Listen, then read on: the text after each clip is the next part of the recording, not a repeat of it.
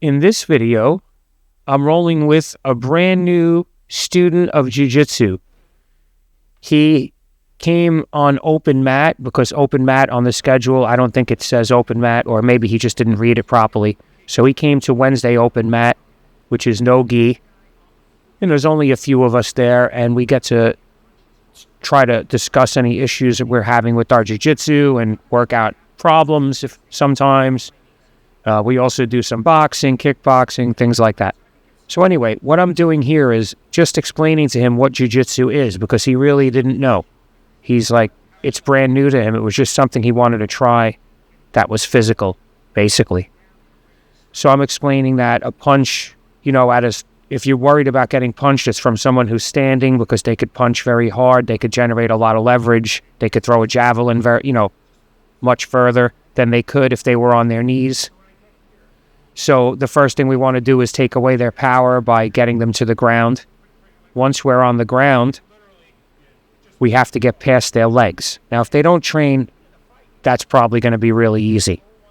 There might be a chance they might instinctively try to kick you away with their legs. Either way, it's good to understand how to get around them. And then I'm explaining our final objective is to pass the guard, pass the legs, and get to the submissions. And there are many once we get to the torso.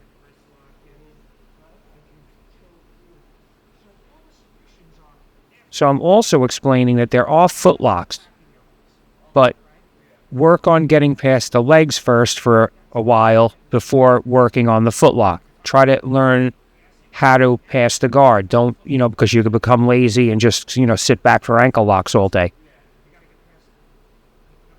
So I explained that jiu-jitsu is passing the guard, but jiu-jitsu is footlocks as well.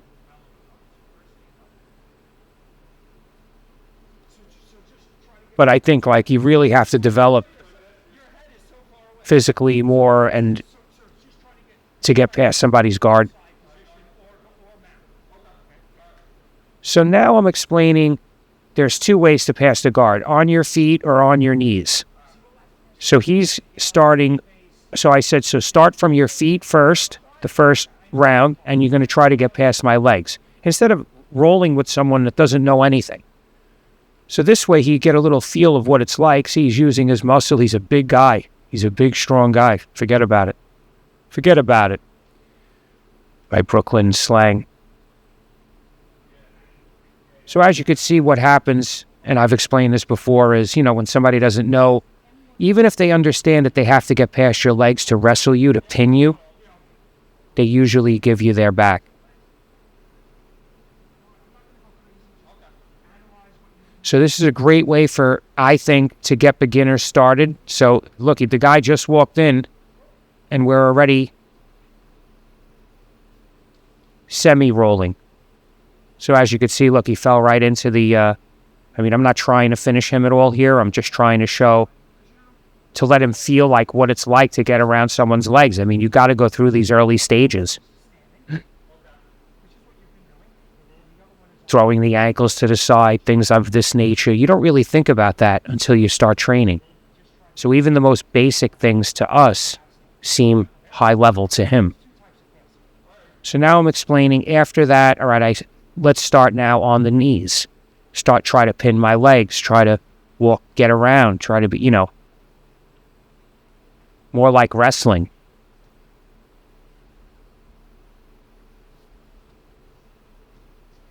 See, I was able to arm drag him, not because I'm stronger than him, but because he didn't expect it. The element of surprise is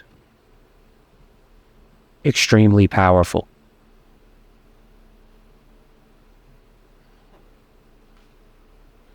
See how I have my foot on his arm? I'm just able to flip him over like it's nothing. Such a simple move. There's not a lot of complexity there.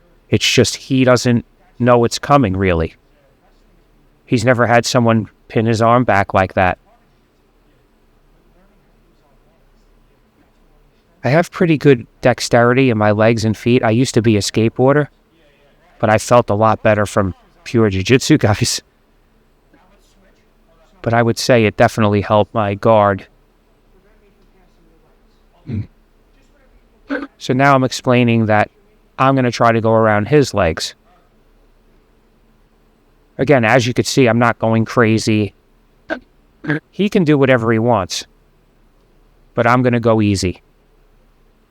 I think many times our egos, we want to reciprocate what we're getting. So if you feel someone, not to say that he has a big ego, but if you roll with someone with a big ego, you want to fight right back. You want to fluff your chest, you know? But I think that's the time to really shrink, become water, and like wrap around by not feeling that competitive side, by just letting things flow.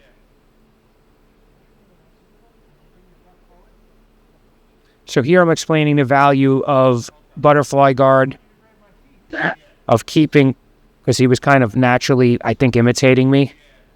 So I said, keep your feet close to your butt and lean forward with your head. So that way, when I grab your feet, you can grab my grips and initiate. You could start initiating arm drags, slide in with the butterfly hook.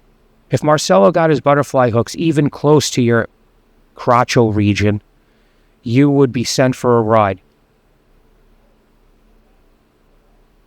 Like you didn't have to be sitting on his hooks for him to get it. He would just get close, and when he's ready, he sweeps in with the hook and does what he wants to do instantly.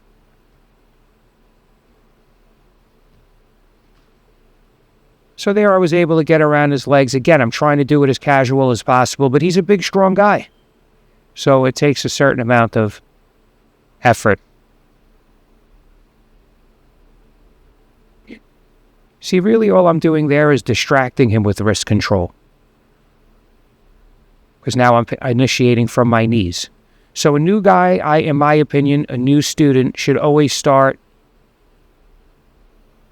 passing the guard from standing, passing the guard off the knees, switching, and letting the partner pass from standing, pass off the knees. For at least the first, I don't know, few rounds. It's safe. They have an objective.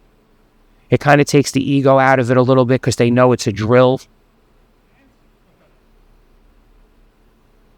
Because new students don't have control of that yet.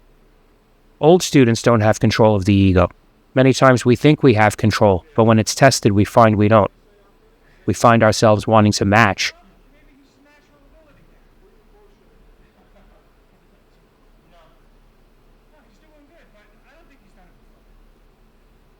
So there will be more rounds to come with him. He's a big, strong, 22-year-old police officer fresh out of the academy. Super polite, super respectful, open to learning.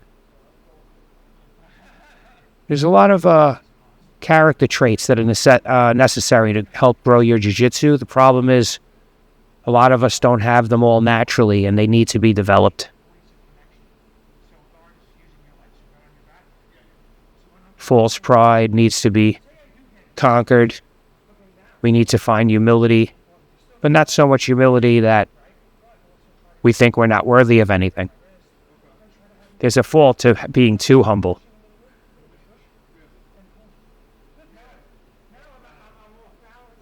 So there I'm showing him if he was to be put on his back, that the next step would be for him to put his feet on the hips, on the knee, whatever the person gives you in the beginning. Whatever you see, put your foot on his shoulder.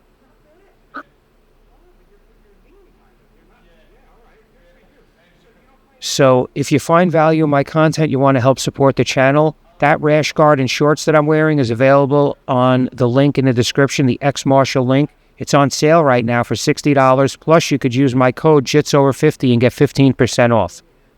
Or you could just buy me a coffee. Both links are in the description. Either way, if it wasn't for you, I wouldn't have a channel. So thank you for watching.